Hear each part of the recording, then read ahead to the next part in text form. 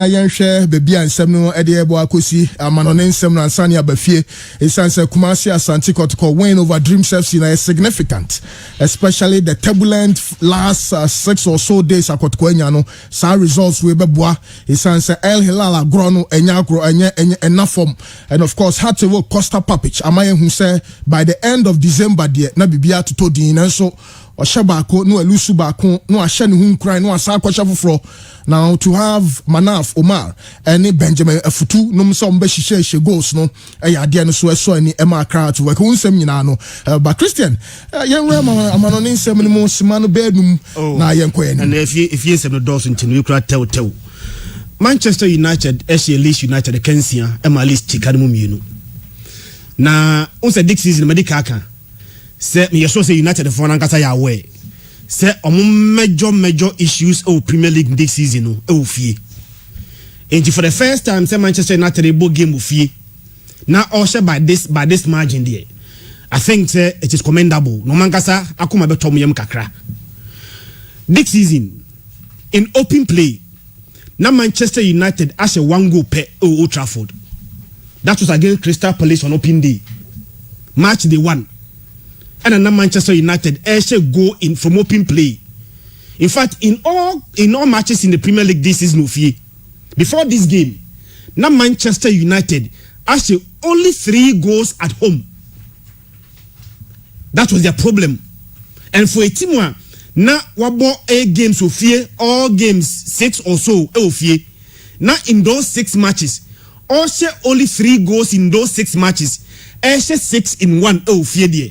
Me sure say enra omankasa be hu say ebia bibi etimi asesa obi unim said this season in all competitions and as a Premier League na ebo no odi both home and away Talina Manchester as 28 goals this season Premier League no but that 28 goals na United as no odi enra game no kra ka ho a emu 9 pe na United as ofie 28 goals this season Premier League. And no, say 6, What is 6 in the count? Manchester United, out of those 28 goals of match, emu 9 pe in a United fee. 95. In contrast, say what the Premier League, what the away matches, and the league table now, United will be first. In fact, in 6 games that United have won, United score at least 3 goals in those 6 away games.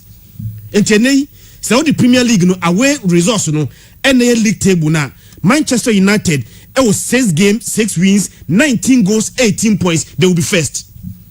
So their major issue this season has been form of fear and to be able to score 6 goals. In fact, the last time Manchester United I say a game and I say goals by this margin. Okay, to mention that margin, August 2011, 8-2 against Arsenal. Since then, Manchester United ain't win a Premier League game by this margin that. And for a team to be struggling, say, breaking these jeans. Now, for the first time since August 2011, almost Arsenal 8-2. I want to say by this margin, Leeds United by 6 goals to 2 there. I think say United for Nankasa, anybody. Medikaka, say United for game no bono fieno. Omunya results ka credit can way ho a. Ebia nka Premier League ne ka contenders a komka ho. Because Liverpool and a league table no. But United now ono about 1 game fewer. Say Liverpool about 14. United about 13. But they're only 5 points behind Liverpool. It's in Kefie Diani Yakitwe Abia Nay, common Liverpool head on. And I say Biancamu BT even Liverpool. From today Kono. Baby, I will need Yadia complement their away performance with home performance. That is how I walk over the English Premier League. Now I think say Omanga say for the first time since August 2011 a result of this magnitude. Now Michelle Leeds United on Akaimi last season Norwich. Who's the last season Norwich? Now I'm here so daring. Yeah, Pookie. Timu Pookie. They were so daring say the Mushiawa, it doesn't matter the opposition, let's open up and play. Obi say and the Leeds United, they have no problem of creating chances. In fact, Enra Krano, say Manchester United no, 17 shots against Manchester United. This season, so we have Premier League now. teams are more short in the Premier League, only second only to Liverpool. So in terms of attacking minded team there, they are there. And they Leeds United are a newly promoted side. Back into the English Premier League. So far, after 14 matches, Obi Unusoba 24 goals. That is very commendable for a newly promoted side. So back into the English Premier League. Not so far at this stage. What's 24 goals a year? And kaya dia a year ni so papa. But baby, how I'm gonna say why they score a lot of goals, they concede a lot of goals. Because almost 24 goals, so far, even Oma conceded goals even more than Fulham. The worst team defensively in the Premier League, Leeds United were conceded 30 goals in the Premier League this season. And Marcelo Bielsa there, one of the coaches pay attention to small details and Marcelo Bielsa. But offensively, if they are doing very well, let's say they are not making up defensively. One shot no which of last season. You score a lot of goals, open up, obesa there, but also no na ye show and idea say we say almost 7 points above relegation zone. But at this trend, say 24 goals, I consider 30. So far in the Premier League, I have not seen where Premier League table now. Team one in defense enye I consider more goals Leeds United. And that is something I'm very sure say Marcelo Bielsa pay attention. Now whatever it takes obetimia closest gap no amasa nyema na consider. In fact, we say sometimes I saw goals in how I consider. So for America can say I consider 30. Yeah. So 30 goals, 14 of them are from set pieces. Okay. Close to 50% of goals I'm considering are from set pieces. Okay. And I'm sure say in fact he has to find remedy. Yeah. And yes, goals in the obese, they will create chances. Or say Utiminya 17 shots against Manchester United. That is very commendable. Utiminya 2 goals against Manchester United. Old Trafford from a newly promoted side. That is commendable. But also 2 no near 6 it comes back to nothing. Results no sanka. Absolutely. 30 goals to consider almost 50%. 14 of them are from set pieces. Marcelo Bielsa must begin to look at it. Now solve this issue. I just had what my league name now where you expect them to be they won't be there. Absolutely. Okay, thank you so much Christian Edusei. Says Candy Swatna say good morning sir. Obi na we have called the opening na nra ni dia motene mu nam say Scott McTominay tuminya 2 goals in 3 minutes. He started ball na musampa. Yes. This season Man U moka ho but monka ho sa because Liverpool so Quicksilver I'm not too enthused about scoreline. Okay. Oshe Christian starts are not the minor for Leeds to get 17 shots in that game. Me who say the dynamics of the game was decided on ABL. You not agree with me, but Meka say it was decided on luck. What the luck Jinawa Esmaileche United any Muna and Nim Kakrache Leeds for a team to get 17 shots. If 10 of them yet on target, no even 30% conversion rate. He's getting about 5 goals against you, another 4 goals against you. On the other hand, and Kalak Nas Milan United. And the United, a lot of their shots are blocked. And a goalkeeper equal to waiter. A team will beat Marshall Bear 4 goals at home. He will eventually run away with the 3 points. So United, yes, had all the goals, 6 goals in a game because of rivalry. But the dynamics of United need this game no. A pure aggression. 90 years ago, 1930, almost Manchester United 5-0. And now you see this game no so pepe. But I had a young side you don't have the aggression out of the board to say they're now Yimo Bono against Manchester United. Say Rockini Bauso. No bit to say Evan say Cantona mo Bauso. The aggression out of the boss games and out of the boy. A young side. And I think that one of the most arrogant coaches today in the game of football is Marcelo Bielsa. Not arrogant in terms of but he doesn't respect opponents. You start a game against Liverpool. Liverpool share what at a point it is 3-3. I think for a champion or open up the season, you should be conversant with the 3-3. He's still open up to put more pressure on Liverpool to get the win. Lack of respect for Liverpool, quality and Nikromono. And the Liverpool punishing it late in the game. You play against Manchester City, you open up.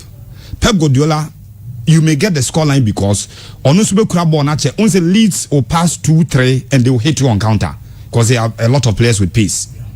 But over Manchester City, Onbe Krabon change pass bare 5-6. That time now we regroup to stop them from attacking or to get the goals.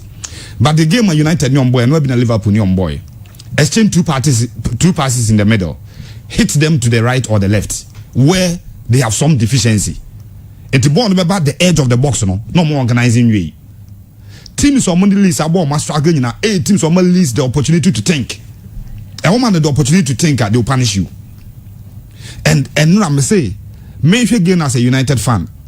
Be as on Obi a wo game no now now apps now check games now. Obi a say is this right? Yeah. Right, say scoreline and one. Yeah, wouldn't the rivalry between United and any league? Wouldn't say on my last game on board the qualify from championship no. On movie game no more chanty United because they are coming to the Premier League because of United. Yeah. After messing out for 16 years.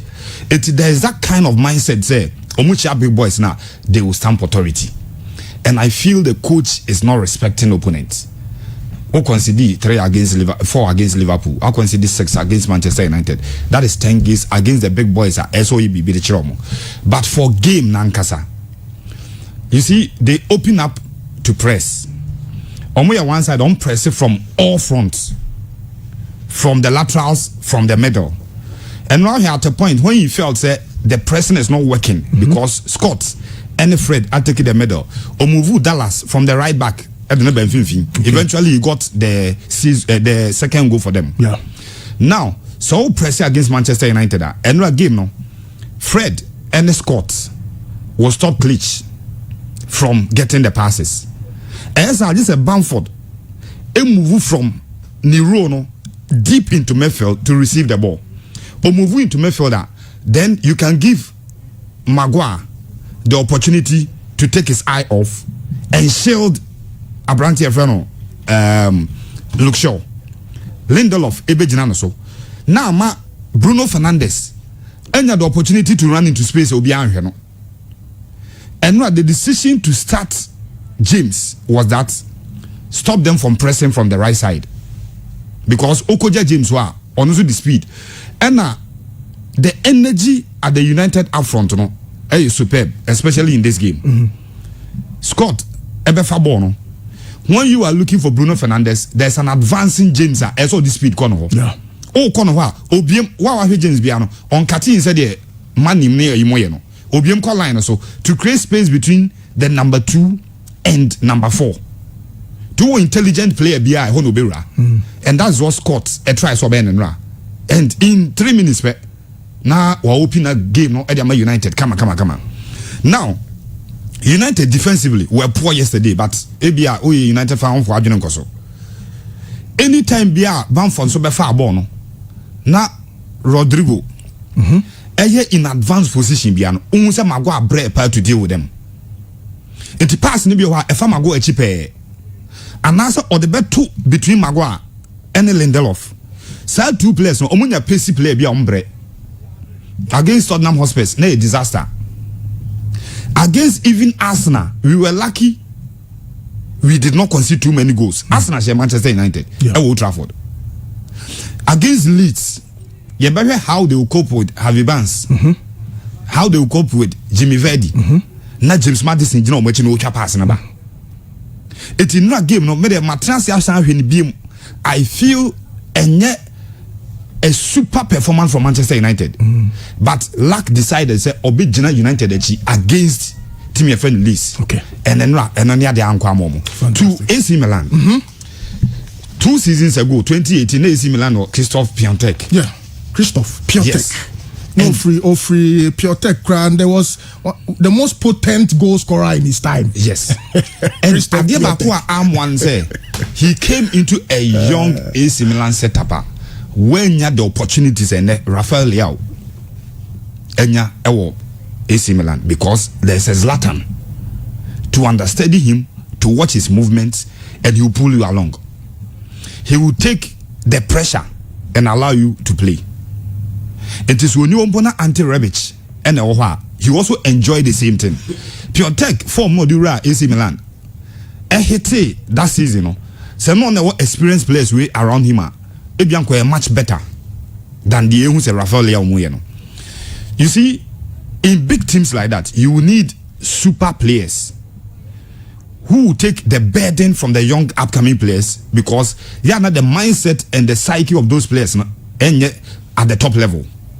About 2 games, you imagine Piontek and Rafael Leao and about 2 successive penalties for AC Milan and or Messi Nimi. Coming into every game, he will carry that burden. It is a season we least give them the opportunity or the chance. Yeah. But the starting season, you say AC Milan we need Syria and Amana. It is why as young boy now all let it team down in their last 2 drawn games. No mabono, and can over carry the heavy burden coming into every game. Now affect your performance. So with the inclusion of Zlatan, Adia Debra Omone say the young players go out there and enjoy yourselves. Salimekas Fabo no obo. Now a proper number 10, Hakan Chananogro, or Fabo no the move bar. Who say there is a clear intent so opeso BB or partner so. And then Babia Tio Hernandez Ejina and Calabria Ejina Nintino. Ama AC Milan a lot of attacking bites. But Obi, is it not intriguing and fascinating? Say AC Milan drawn games no here 3-3 against Roma, 2-2 against Hellas Verona, 2-2 against Genoa. Omo draw no mo bonyina games omo she goals o. AC Milan 3-3 against Roma, 2-2 against Hellas Verona, 2-2 against Roma, and 2-2 against Tima Efreno Genoa. These are games scoring 2, you should be able to contain and win the games. And Senya, the last 2 drawn games are on boy before this one. Come on, open up about 8-point gap. Yeah. For Juventus to sweat. Yeah. And at the core of the Juventus setup. But today, you and I agree, say, coaches have a bigger role to play in football.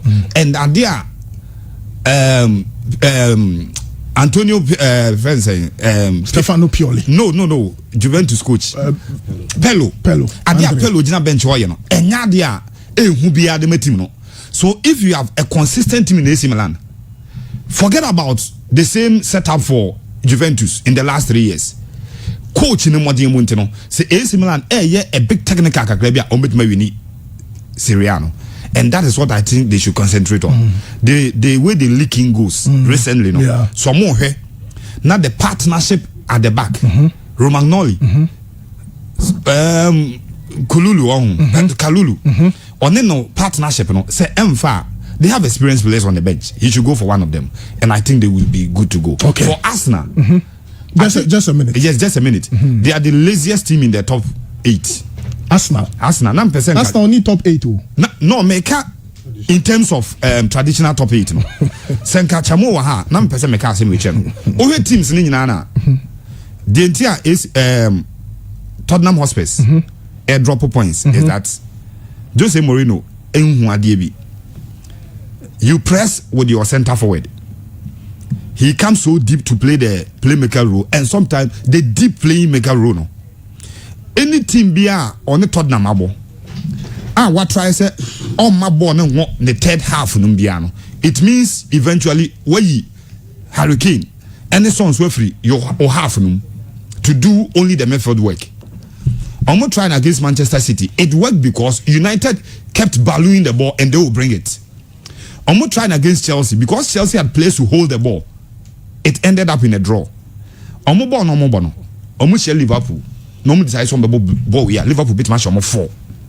Spurs. Yes, Spurs. Because if you keep Hurricane and the song out of your box, that is your final third now. It means I'm effort working one on the other teams now ama so much opportunities to Tonga in Dombele, Giovanni Lesoso. So there's opportunity for Song to run into space to receive the ball. The time biano, omo the ball will final third. But teams omo keep that 2 players away from their final third biano. Tottenham Hotspur are struggling. No, and I'm not Leicester. Leicester make sure say the closest Hurricane beat Maba about the edge of the box. And by doing that, you take 80% of Tottenham Hotspur's play. No? And that is why I feel say so Ukoshia, forget about the fact that Liverpool injuries. Ukoshia no more midfield on them. They keep the ball without giving it to the back, avoiding unnecessary mistakes. Harry Kane Ben Antebo nim nyina me apon. Oh here omoni Newcastle omoni late Newcastle 96 penalty they take na. The same game and omoni on boy. And I feel Jose Mourinho has not done himself good. At this stage all the top boys struggle. Only before the last 2 games your boy, not the only loss was the opening day against Everton. But he went 2 games without a point. And then was our question no e game, and I think it is bad. Arsenal there omo front will be any press. Omo jeje na kwa they don't press. And today team be on press or front be ano. You are as good as nothing in the game. Thank you so much, Sir Scandi. Spurs there, Tottenham Hotspur. Any Spurs. Inti ever senya no so besiako. Ata chairman. Moshan soon sa na dia na ya mu ade because still na. No. Oh, you see our team them na boys. Life, natural life has deprived us. Okay, bit match will be 10 this season. Look, if team the boy Everton say we boss here. Look, Liverpool's problem had been debt. Now they have abundance of riches. So imagine Liverpool, Van Dijk, Gomez, Robertson, Trent, Fabinho ball number 6, Thiago, Henderson. Then they deploy Mane, Salah, Firmino. And they have the option of bringing Jota in this form. Look, life has denied us a lot, but it's better than 0. And then so you do it like that. You see, anytime Real Madrid plays a game on Basque soil, every single time Real Madrid Basque another plane, ebe two coin akọ Basque no and Enra win over Jose Mendilibar's Eibar is a poignant one. Poignant for all the political, all the cultural, and all the social issues currently in Spain. There is a new variant of the coronavirus in London. It's been seen in France. Basque, a little French, bigger Spanish. They say na Nkasano, Basque for na no biso mo so mo ye den for wa no mu tie no e no mo ka so mo firi krom. Na wa hwe matches wo Ipurua ho no. The Stadio Metropolitano Ipurua. Eibar in Basque Ewana Bilbao Ehona Sociedad and so now these Basque teams unique in terms of the enmity towards Castilla Real Madrid from so Enroma Shomo 3-1. There are a lot of landmarks in that game. Now I'm interested in the cultural aspect of it, because so Oshe send your money city and send your money bebra. You see a lot of apartment buildings there, even the council flats or Europe, no. Abensi is a man for meeting them. Now, tiny central government ni or Madrid, no, any on him or Castillo, no, only amount na ben Ipurua Stadium. No. And the age range there is from 40 to 78 per their last Basque census. Send a bear and cocraphone, a bit me general balcony, Ipurua Stadium, na ye bobo na, or me, I swear. I said the Real Madrid at them. So what is the sense in this? I'm saying one, they are connecting the oldies to their first love, which is their community club. Secondly, Taya we are singing now, fan Real Madrid for them na engineer a bar boys no. Now we at the results bar now no bar just say and for all intents and purposes and and is significant on this one. One, the mercurial football Luka Modric is still playing at this age. Amazing. At 35, well, but all the 20 games Real Madrid have played this season, 20 at 35. And there's a midfield player, strangely, say, why not cover ground or midfield ma? Now, per instinct, in Kabaka say, oh, look, instinctively, this should be Casemiro. But he has covered the most ground of all the 3 midfielders,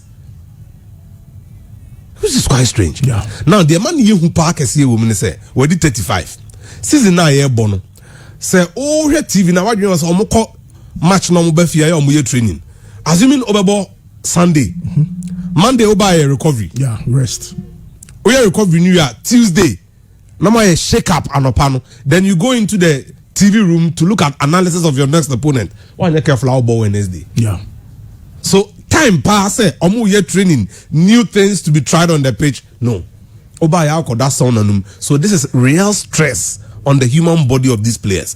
Remember about 10 games in the last 43 days Nini now Luka Modric has started at 35 years and he's giving performances of this nature.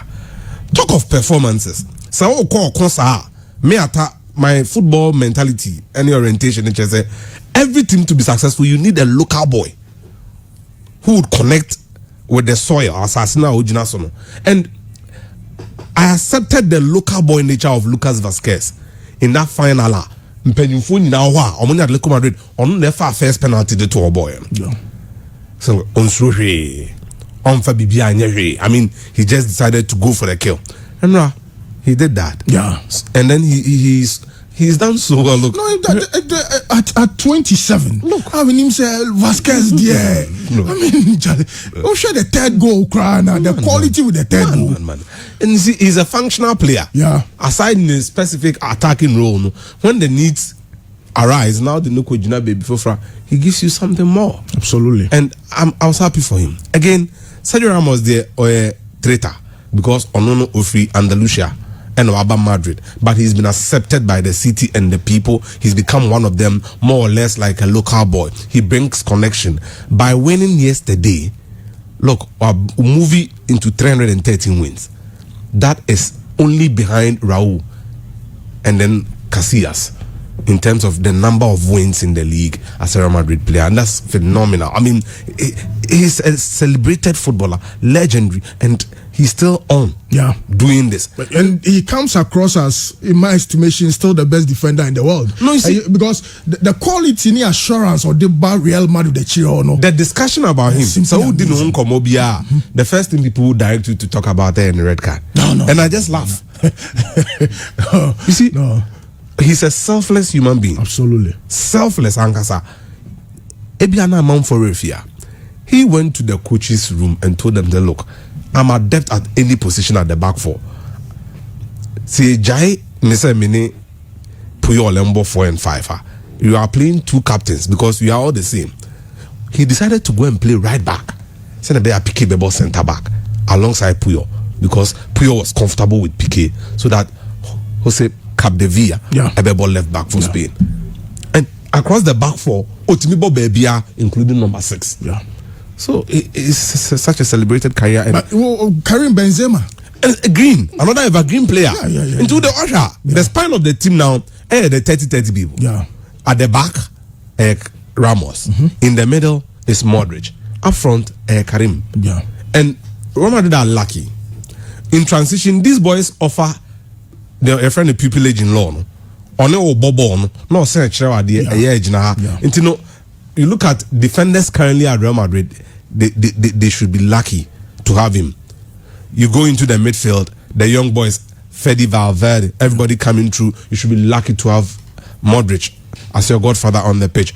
And then Vinicius and all the boys up front, Karim and so on. And Chebiano Dini birthday. Karim, yet another celebrated guy. And then the victory is 3-1. So it sets up what we would call a proper Madrid title contest. It's obviously going to be between the two of them. And I so there's no Barca. No, they can't be part.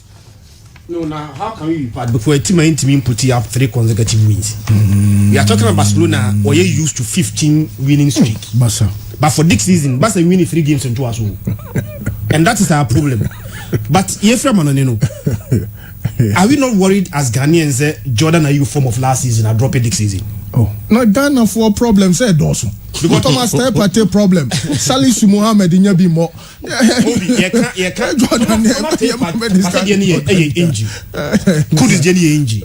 Jordan Salisu Nyabimo. Salisu at for last season, I never said Jordan, you should be consistent.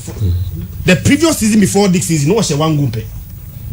Then from 1 goal from the previous season, last season he scored like 9. And then everybody will expect me say from 1 to 9 there should be progression. Echinophobia will say 1. Last season was Swipu all the hours in the club. And for this season, sir. The last time Liverpool share a goal by this margin was at our way 1991 against the count. Since then, Liverpool go away and share and win a game by this margin. Maybe I'm tired. You say for Liverpool to have gone through this injury list and still occupy the first position. The form itself, Karaman for Refi, Liverpool are sound. Yeah. Form, they were so poor. And round Madia Benji Kessie, you scored 7 goals, assisted by 7 different players. That's 7 goals in Liverpool share, not a single player man more than 1 assist. In fact, Mani Enema Takumi first goal, the assist came from Mani. Firmino Enema assist to Sadio Mani goal. Robertson and assisted Firmino. Trent Arnold assisted Henderson. Salah assisted Firmino. Matip assisted Salah. And Oxlade-Chamberlain assisted Salah. 7 goals, assist provided by 7 different players. Okay. No, the worst part of Asamna Urezino, their face complicit. In Jordan's situation, he got the COVID virus at the wrong time. Yeah. One year careful. COVID. What you say? See, the isolation center after 10 days. No, now buy no. Me, I've listened to Pogba. I've watched him. Charlie. Virus no a how movement. I've watched Mane and Salah too. Udi obi a when Kai Havertz. Ni moye hasa look virus na yo bibi. Ba yenye bi ni ntino ye hu senia ye beka no obre kwabna masaka kwhwe Southampton matches na saying Yannick Vestergaard. Yes. Me say pass that go now. Yes, our guy. He say Arsenal for Yan pa. Oh no. Salisu there just open baby. Nana, Ejumano Ed yo. That's we run seminemo amano I papa ye yemra fie. Na me dana King Faisal etina fie na me I was park. Emma had to work share na kamienu Emma ni team baako. Benjamin Futu ene Manafumar ene nya goals no Emma Accra to work. Na Jumedi ne ba na wie no opanye friend Costa Papic ne nsemu a ode to adwane. Not playing well as usual in the last 3 matches, but from the coaching perspective we are moving forward a little bit ahead of every match. Today the midfielder still doesn't understand what I want, but like I said, this time will come rise them up. Okay, Costa Papic. No asansi su dia biom say how to work in modern mono so omo share yo o man show or no coach ne de enya de so nani. 3 points very important for us. That is on way next match at home.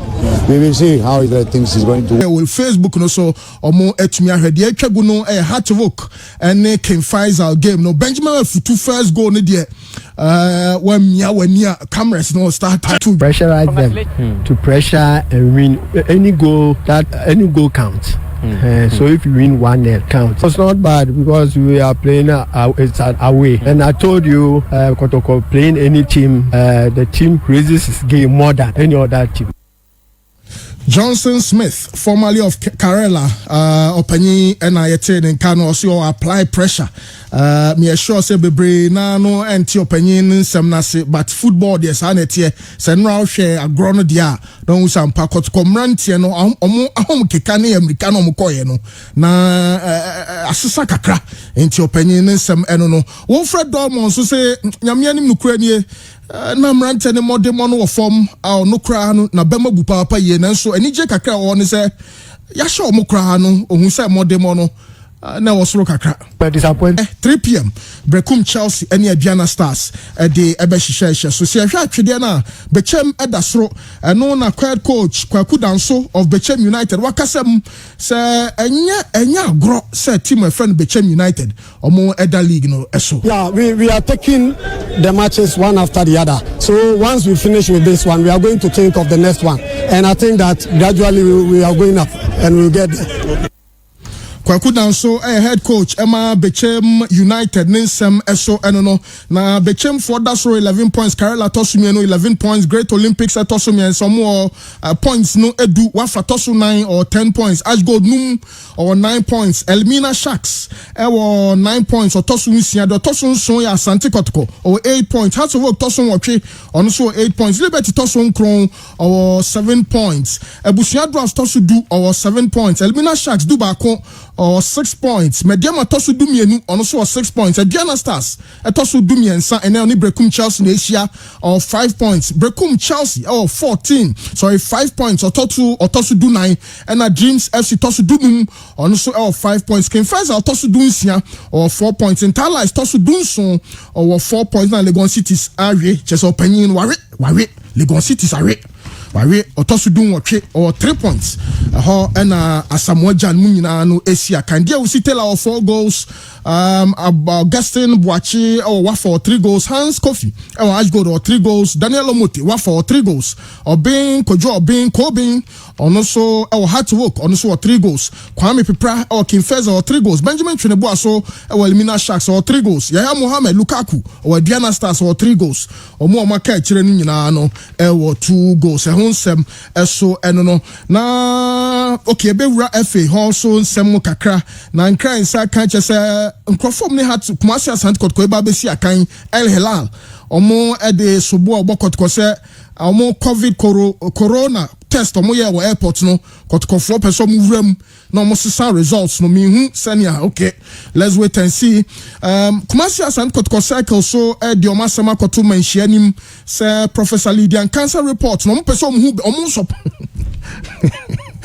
Ghana supporters ni person mu baby omo gina uni muru as a supporter cycles just say 70 view how take rana ebiom cycles for nisi and management in chirechirem the entire players no pra no mu pra nti ehwese ne no so ebesi akọ omo nsem no de akoma menhia say be bia supporters no mu di brepa okoto community saying eno ne nsem omo de akoma menhia na King Feza for so paul nana Andy Sanderson say ono so no yapam mu coach no ono so emra no meso dwumadiem no phobia eye Hard to Work Pobiman omo project in second phase nyambo achina ebetumi aba na containers na ba chese enyoma no omu yi ya ebetumi monitor live on Facebook minim say pictures no I ready I hwese ne no so esi etie Hard to Work Pobiman project no ehun sem eso eno no na yenko black satellite aso ye na ehon na coach Karim Zito eso akasa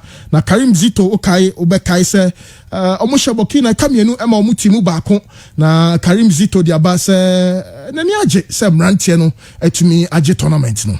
After studying them for some time, I told my boys they should give me 20 minutes to study them. It was before 20 minutes and they had to go, so I have to go back and then organize them well. That is why you see my voice is a little bit choked because of the way I control the game. And then these are young boys, you see, so definitely I have to play outside the field. That's what I did, and then and I still told them not to give up. We still can win this game. Okay, and that's Coach Karim Zito. 30 years of Krekwe, president of the Ghana Football Association. Washem Rante no boss bia omu here bia omu de be remo Africa no. Dia as the president of the FA no obey. I want to assure you that we'll do whatever it takes for you to be prepared for the Africa. We will rise again in every situation that come our way. Slowly,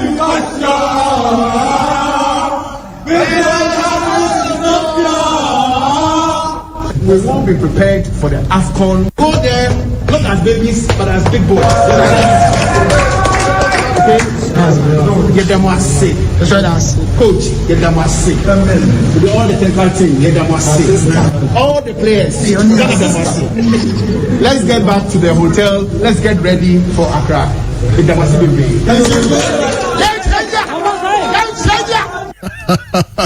Yes, we had the massive bebre, so Matigan and him now the trophy back on Abeka Amaye Koyenim, Obia Lande and Rakra Precious Bois, Etmesi Akama Dreams FC in Timranti and Sauti and Yuma more ball dressing room all to Sampa.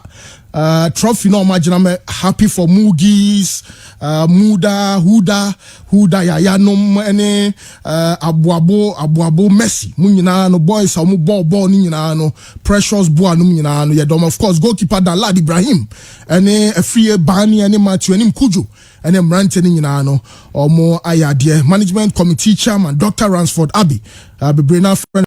Penny, why dear any Albert coming Nina Muno, Wafu zombie dear, and ya Ghana Maza Mojimani Kakra, Namakobuamu, because Wafu zombie dear, and no, the money journey, Jeff, one, yeah, Ghana, no, yeah, near break, ha, and Tinya Wafu, Bunsu money, na, yeah, Hesseni and Semno, ABC Ako. Mamisha Siam Fru, Clancy, Atapoku, Yenran Semnimu, na Kumasi Asante Kotoko finally.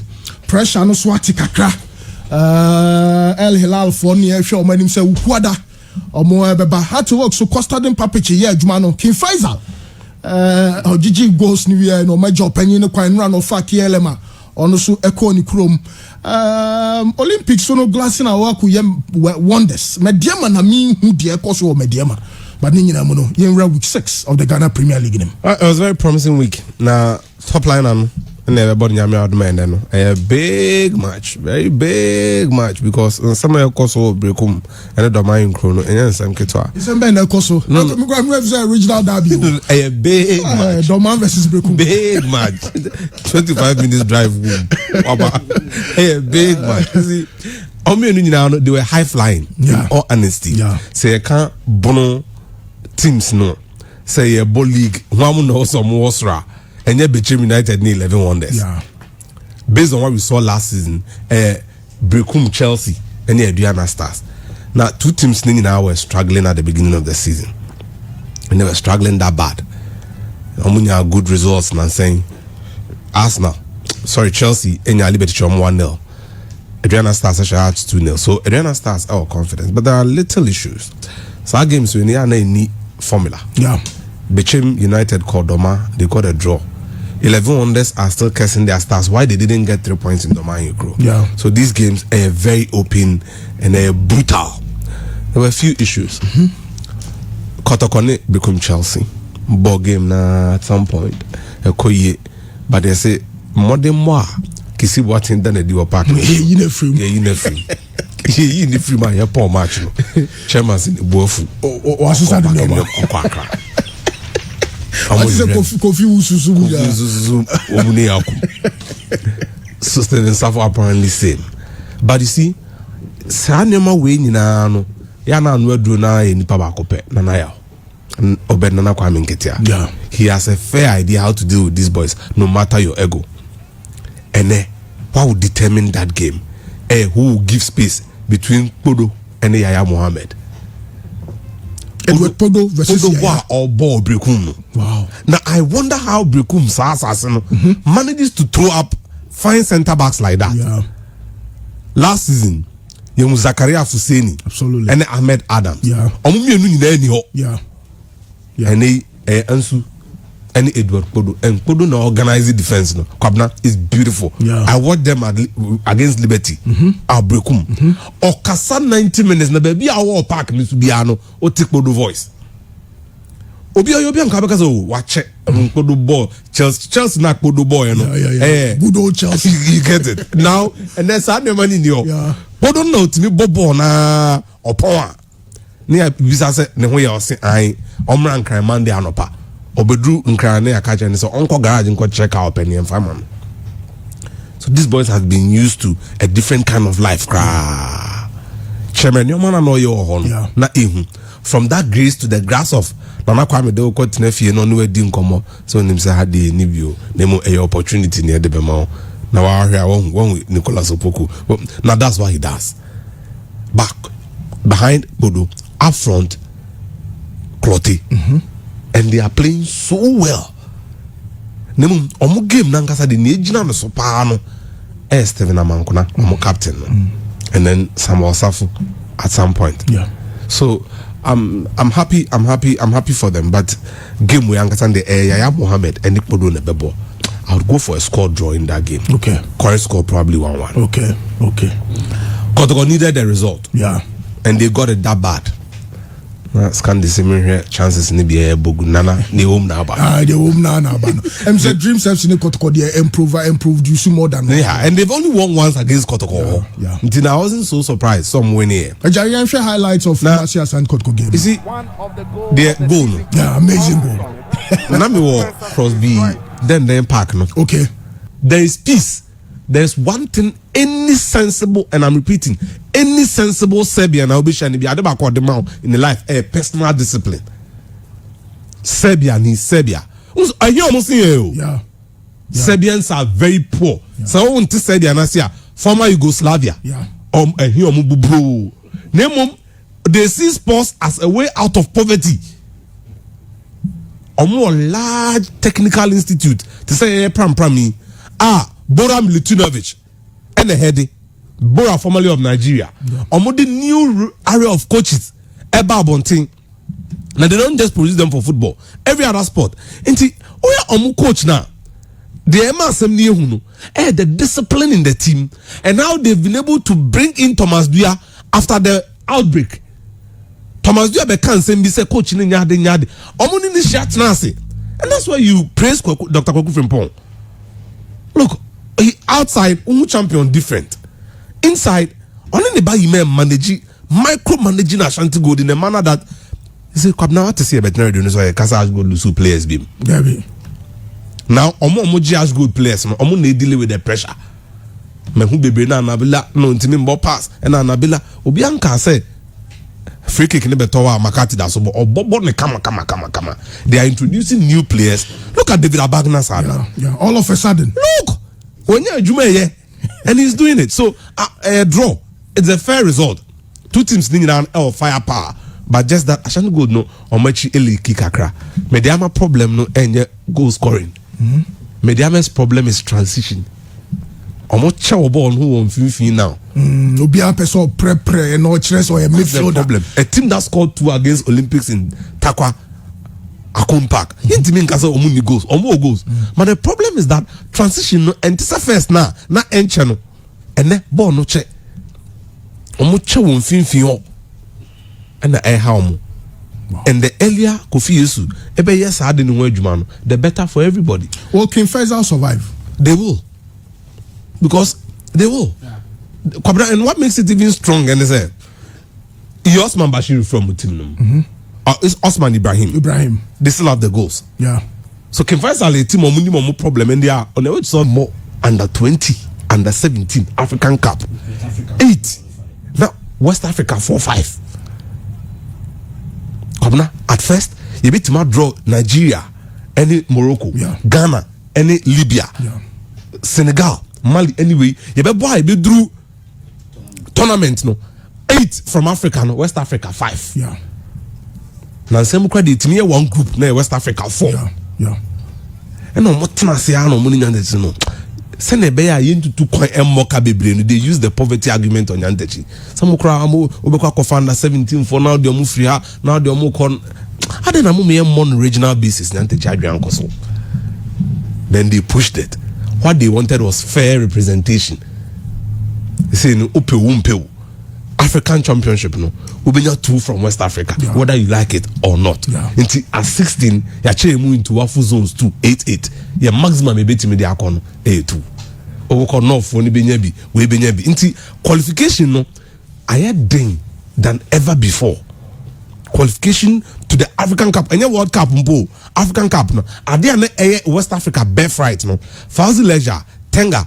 Na kwisi nyantechi omo push akọ kaf ya jatum amad bae ono so pese kosafa fo nya bi 2 ya jatum kwabena ene ye bre nti weni ye nyame na ye nyame kase pa ye COVID-19 kwabena ye nyame kase pa afi no COVID-19. I'm not being a prophet of doom. There is no way Ghana would have emerged out of that group if Mali were there. Yeah, of course. Look, yende nyame ase. Yeah, more under 20 ne carry into Abaso. Yeah. Players na yade. Na say ye Bobokina. Ghana part to qualifying for African Cup no omabo Burkina omabo Cote d'Ivoire omabo Nigeria enye nyame anko mo bo Mali aka ho ade this country na bo AFCON yeah senka we in bo AFCON na kwabra tournament we no I'm happy my brothers are here omo nyina our examples are on betimi dia ma one kasa so examples. This, according to every stakeholder in football, is the greatest tournament in the world, not the World Cup. Yeah. So we know a tufa na o qualifier. E you ni wabusuya ne wasifo nyina free poverty. We see football as a mirror of the society we live in. Under 20, even not just that. Every national team be building that national team from under 20. And not under 17, not under 23. National team be under 23 years strong be no. In a greater impact on the senior national team. So you can know example. Bebre 2001 team no. Yeah. 2009 team no. Yo Bebre. Now what worries me is that Sankra na omo Africa ni bi no. Se nyame anyo madom na agent bi enhu omo e wo Senegal. E Cote d'Ivoire, e Nigeria. Omo football na pem. The last tournament, look at Sekou Quarter for Mali. And they are Red Bull Salzburg. Patson Daka. Enoch Mwepu. Omo na Salzburg. Munyeska kama Majid Ashmeri muni nemwa sa under 20 no yeah the money rich Lamte that's what internalize. So look, that's how it is. Me bokare into Tabaso, but this team needs to be beefed up. Nen semne we training na yin feel. So ne beya there we know aggrieve people. Absolutely. Okay. Thank you so much, Collins. Christian. Well, we're running in a way, but Ovi yanka internalize one this season. Onum say yeah, cut teams are ancient go power Premier League no more. Legon Cities and Interlice. Legon Cities are 2. Interlice are 2. The money I rehone say yeah, can't Interlice the last league ne twa mu no. Omne na team na ahye goals to do pa. League na e twa mu no. Now petima ahye goal to do pa na Interlice. Omo share 22 goals after 14 matches. Na team bi antimi share goals since Interlice. By a league num and a new league. Now Obi, a new league ni buy no. After 6 matches, Interlice any Legon Cities, any team or Munshe go to do. Now, before the start season, me kind say I am looking at how I Interlice be replace Victoria and Adebayo. On says 22 goals now, almost share last season, you know. Victoria and Adebayo question 12. And then when you and a branch of friend Samolama share 5. But Samolama share 5 no provided 7 assists to Victoria and Adebayo. It Adebayo share 12. 7 assists if you branch of friend Samolama home. On one case say 5. It is Samolama ni one more. What the goal involvement in Kuano 12 or the call. Victoria and Adebayo na or share 12 of your 22 goals and soon honum. And they ya both 6 Ghana Premier League matches. Team now or share more goals. Actually, the least number of goals in this year's Ghana Premier League. And you know, Abehaomo team binasa ulusu player of such quality.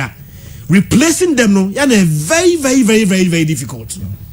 It's last season defensively Interlice were very poor because emotion no more consider a lot of goals. But the entire ni come so kase ne say almost consider 2 Adebayo be 2 now bank first Malama de bakwa ka ho they will win the game. But some players na make here for defensive inefficiencies, you know, and those players are gone.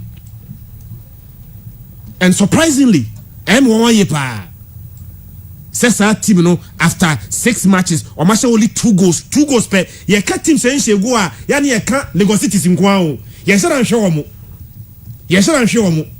But so far after 6 matches they scored only 2 goals. And the reason is that players na a share goals more last season, you know, some players ni menu nyina no obi omuni honum. And to be able to replace those 2 players, you know, per the quality that they had last season, you know, very difficult for them. Very difficult. Kinfesa sending the Debia Atadeka Kanina. So far, Uwe League now, Kinfesa toss to 17th. Not because they're not scoring goals. In fact, if a team say I shall go to the Power League no more, Kinfesa can't more match goals home. 7 goals. Back in face idea no. Omodi say almost 7 goals no. Omna the worst defensive team in the Ghana Premier League. 14 goals na Kingfisher conceded. At the same trend last season, they will score and concede a lot of goals. And this is the same. In as much as you see Kingfisher say also a lot of goals no. Obi, they are conceding a lot. And to be able to survive Ghana Premier League no, me assure say large transfer. The ultimate goal they say you survive this Ghana survival league no. Yeah. Kingfisher way of surviving this league you know, is how I'm better prevent the way they are shipping a lot of goals. Because attacking wise in the last year Kotoko play no call no when you one but still they are having their goals. Bashiru Osman Bashiru other than say goals last season only ho still our goals neighbor but defensively no omon shada nye ho adwuma Ntiawa Muhammad any Kingfisher and penning for it ya omo ya for ya de so dem naduro so omo ni mo situation omo problem but devising ways to make them solve their problem no any idea I have Kingfisher now but that trend we consider Kingfisher and solve the money mu yeah and that's speaking because what mean 2 goals against one our way every game against House of Folk enya 1 goal and just offensively you are there but also 2 goals against I think 3 goals against Wafa now consider 4 it come back to nothing Erika can let me wonder asem no na Coach Ignacio Sitia I'll plead with him Obi says somehow on managing some of the draws you know wins also but I think say he's playing a lot of drawn games the first week 1-1 against Asante Kotoko and of course a draft 2-0 the next game on here Biana 1-1 away very very good also the corner say first goal near Biana say first goal away yeah and then against Asante good what's the first goal in fact basically the last kick of the game and as good at the taker no to the boy mabaso they are playing very nice football but everybody you know game one who control you are supposed to win now we lose a game you know by last kick of the game one Coach Ignatius must begin to work on that Sa branch na your friend Salifu Ibrahim Di Maria yeah about 6 matches Obi yeah man of the match awards or winning 4 yeah amazing player se season we na your best player of the season na yanko Kotoko player o enye Hearts of Folk player we are talking about a player Obi tamon for refia league ni etwa mu no abrante no ebo 12 matches out of those 12 matches you know we need man of the match awards makunum 5 from last season wow and through that consistent performance you know when run into this season and on a share go the man no we no was the man of the match the money and you can say match dim bia na 11 wonders bobo bia no or the man of the match against Kotoko man of the match was the same player and another man of the match come one this season 6 matches 6 man of the match awards a branch na jino maku and 9 and we are talking about a player why consistent from last season through to this season 11 wonders there Coach Ignatius here Juma Salifu Ibrahim Di Maria here Juma the little issue ni say convert some of the draws into wins say nay match boni na nka draws matimi convert back into a winner e bi anka to form kan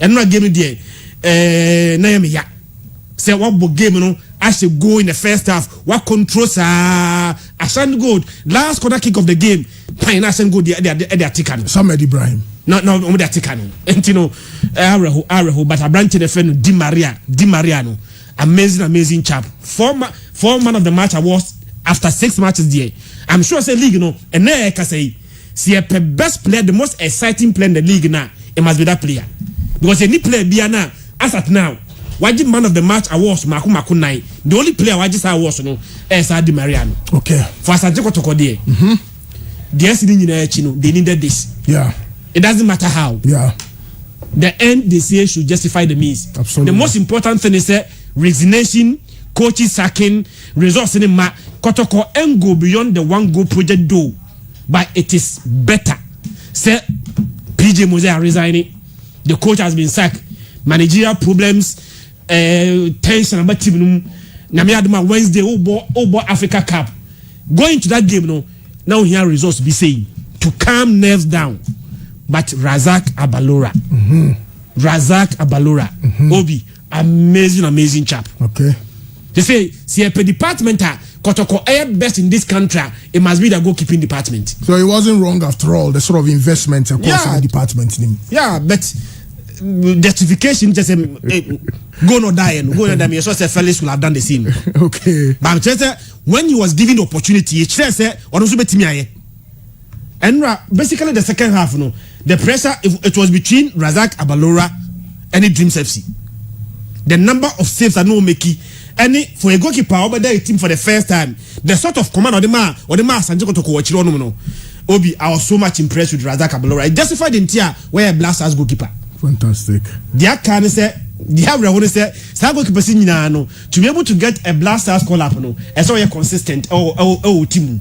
Why is that consistent? Blasters won't be that. Star goalkeeper Sinian Senya Obi. Timin na go into asu makunum. Where they are overcome Obiaba. So far, about how many matches? About 5. Yeah. They have used three different goalkeepers. 3 different goalkeepers. It is and I say, national team one here only consistent because Obi or that Chibia Nimda. Yeah, the man who saw the Bayan one had next game, coaching 3 for international. I'm sure said the Razak here and run. Next game, coach will be pondering whether say on finding them and I say Oma Ida, say Felix Mra, and any of the goalkeepers Mra. We are going to go goalkeeper there. The competition for goalkeepers in the Obi, you need to pass the test. Yeah, absolutely. So Scandi, my closing benediction on Andy Casillas ya boa for hon se memre. Yes, my main starting free baby Christian this year. You see, Coach Ignatius me admire pa. 1, the technical know-how. 2, the antics and understanding of the game. But I think as was Antanasi Beam. Onim say so far in the league. What if ye Emma Wafa surprisingly Wafa Eko Kosheno. But when the games now are drop points now. Wabo a draw against Kumasi Asante Kotoko. A draw against Ediana Stars, a draw against Ashanti Gold. In all those games, only the game against Kumasi Asante Kotoko and no mum the free behind a benya point a game. A coach so much understanding of the game. The Kotoko gamer Prince Okreku a free bench a better Kademan. It is the only time I know from losing position a PK point in a game. But in the 3 other drawn games against Ediana Stars on the share first goal. Ediana Stars better. So from a winning position, Olusu 2 points. Enra said the Christian I can late in the game, last kick. No throw away 2 points. Don't forget that now was about draw against Liberty Professionals who Accra after so no taking lead. 6 points lost. From those 3 drawn games, 6 points plus in 7, and called the top of the Premier League by now. 13 points. Bechem and the Kayola tied on 11 points. And the Ignatius said you see started, very well. A draw against Kumasi Asante Kotoko, a win against Dwarfs. And now Tenefi Wafa Kosheno. Meaning whether it is because Wafa able the same style. Almost about the passing game, another U4 side, Zeni team Nekura Naintino, almost Yasa game Nitimiko either side. But to throw away 6 points from winning position against Liberty, against the Diana Stars, against Ashanti Go. And these are top sides, Unya points, Editiomo League in a Putu on a big advantage. Because watch it, Diana Stars, no watch Ashanti Go, no watch Liberty. They will have to look for points elsewhere in order to match you on the league table. Yeah. On Tnas and on Shishan in Yemayi. If he will have to play and win ugly, he should do it. At the end of the day, yen jajana by beautiful play na yehuno. But Di Maria or reminded me so much of Kwakwesi, formerly of King Faisal. Your both season you now at least 14 man of the match awards throughout the season. Yeah. Only said that season on the card also. Yeah. Say best player of the tournament. Now to Ashanti Gold. I am very happy for Ashanti Gold. Obi time biano unya kwa me hu hawa we are passionate about Ashanti Gold no project. Yeah. The time I'm happy for them, they say they explain their situation well. Mame mo Emmanuel from Pong Abaso. Or explaining the situation apa. And I'm communicating ye. And I'm setting the correct targets. Okay. Before the season, you say I don't know who cry redonko. Na uja and so onko. I don't know Frank Watt in the poom. Na uja and so onko. Nativa Nabila James Akamenko. Namun tie on what say. They want to build a team with an average age of 24. A youthful side, and in building that, you also build their capacity on the market so that you can sell. That message alone tells you, say, Ashanti Gold were not up for the league title. To the pressure nefrio. Yeah. To start this season, to man Ashanti Gold for to so yeah, be build the team. Team the better care be 2 years. Big boys a free team no ko. To Ashanti Gold supporter naturally. Obey the pressure in the bed and say, yeah, elite contenders in every. Yeah. Then they hit it. Pa, and I don't know. And there's no pressure on them to be a title contender or to win it. So on the quiet, they have worked and it's showing on the pitch. And that is why I'm very happy for them. To Mediama, football, say loyalty in football. Okay. Football doesn't reward loyalty again. So, Andy, the Yakwa Hunchim, and she goes on a anytime be an PFM ever call the fan games no and now the need now born not to na pa near 2 seasons be after and the penalty to a about fan chain. Nobody will reward you say because of your previous performance now. Ka football loyalty I reward one. Ka Claudio Ranieri should still be coaching Leicester City after winning them the title in 2016. Yeah. But the following season there be performance near Jano Quine. Mauricio Pochettino picked this Tottenham Hotspur's team, no? Built a formidable side, became title contenders, lost it to Leicester in 2016, still pushed for Champions League slot for 6 consecutive seasons. They go into a season after taking them to the Champions League final for the first time in their history. First time of playing the Champions League final. The following season, almost derby. Said they was starting on I'm for the channel to us all. Yawa all the team by near Jana Quine. Loyalty in Hobium. Baby, I make a DBC answer Coach Kofi Yesu, Coach Bodu. On Hamza, they should be very careful. Mediama no Muniska. They will make do with almost every performance at the moment or now any performance. Yeah. One Kaswa build it than a title contender. So you will now be marked with the current situation of the club, not previously when you took the team. Yeah. It mediama tasi di normal has and then you start seeing an Emankoya. You change players or more the finest midfielders. Tetezuta or the captain. He's not even getting playing time. Kwesi Donzu. Yeah. No, the man of the match. Erikwa. Yeah. Justice Bleo. So in midfield, Rashid Note Agadas. Yeah. It was more fine midfielders. I agree with Atapoku said the transition in Omunyeni. Because they are fine midfielders, they want to keep the ball. And I was telling you about the Manchester City situation. Oh yes, sir. The opponent time to regroup and face you. And that is the biggest problem on Mushia. Now, team need this canon. They may understand you. But I want to do baby $300,000 for a season. Yeah. Now what they would need to do is say league impo and $300,000. Imagine say Omutisi Africa. And don't forget the last time Africa no. They eliminated the eventual winners of the Champions League. Omle Mamelodi Sundowns free. Yeah. And now Vita Club, you disqualify Omutisi Sundowns are called Champions League no. Yeah. Consistent performance from them in the last 3 league seasons. The truncated one by Expose no, and the COVID, and the one no mum de ko Africa no, solid performance. Now omotina no head din say after this capital injection, the team na ekono. Should we reward loyalty? Ni keep you coach no, and as a performance yenye den ya. Hamza and then the boss.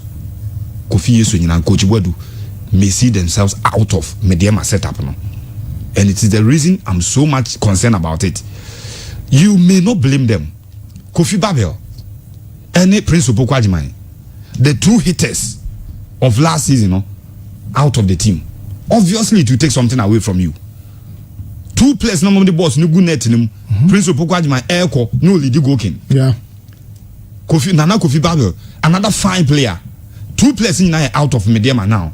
So even if you are creating from midfield, putting them into the net, a problem for you.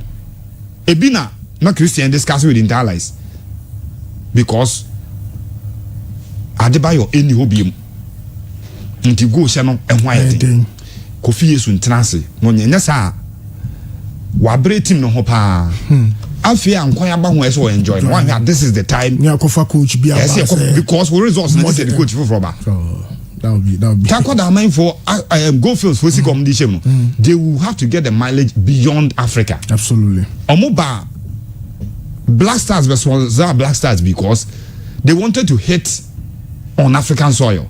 They are trying Ghana here. You good you hear you kurum ha you be GMPC for you now the African countries are almost go into mining. It is ye Black Stars. Jesse Num and I a sponsor of Black Star near TC AFCON TC World Cup. There are other countries that will know that there is a company somewhere in Ghana for go face. And if you are going into mining now with technical know-how you can outsource. And nothing on better says can be Mediama cannot be playing a league. The only win you have is beating dwarfs. Yeah. Now Tifina a game of Liberty have dominate you, and Liberty were lucky not to take the 3 points. Yeah. Coach word do man home so minimum so non so COVID non so I don't say now take COVID the effect of play. Minimum so COVID na he said the problem we're just hopeful sir. And I share any more say Coach Boadu so no obeto to the nyoma ye na Ashanti go the need dinechi. Time mu jai land kwan. No money dinechi so person mo kofa na ba. Even before landing na no. Time at the Brazilian Darocha ko say o money dinechi. And some people started asking for national team job for him. Yeah, so a national under 15. 15. Yeah. But at least 17, 20. Oh, 15 hona nani so hona. Nani so. Hodi nani so. Oh, na yin shada ni was. Oh, under 15. Oh. Ebe. But mama under 24. Oh, yeah. What we need to do and they say obviously they bedu see a tournament no boga for no beba. Yeah. But we need to keep some core of this team. Yeah. Adia North Africans in the BTN a development of talent. Your abundant talent jam.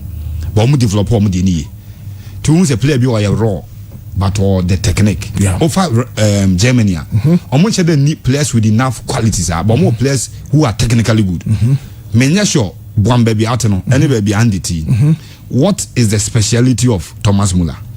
Thomas Muller more of or a machine on itself. Yeah. Or dribble. Or a complete. Or a complete. Or a most technical. Sana German for Binti. They will nurture you and give you the technicalities in football. That is what we should start doing because about talent, West Africa, you know, will be Mali for develop one with the Burkina developing the but you could see of Africans now. Or more develop one with the actually, ye benya the raw talent, no. But they will beat us to it. Okay. And try say keep put him no. Very well. Nice strong. Okay, says Candy. Yeah, that's it.